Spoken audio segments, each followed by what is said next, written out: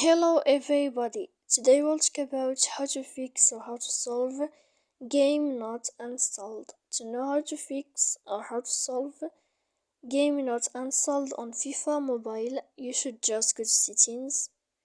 Here in this page we click on apps, default apps, app settings. When you'll find this page, you will enter to FIFA mobile here and you will enter. Then in this page of app info, you will click on force stop and you will click OK. Here you will enter to this window of storage. After that we click clear cache, and in the end you can turn on your airplane mode. Then you can turn off your airplane mode again to fix your problem. So please don't forget to support us by like and subscribe. See you next time in another video, and thank you for your attention.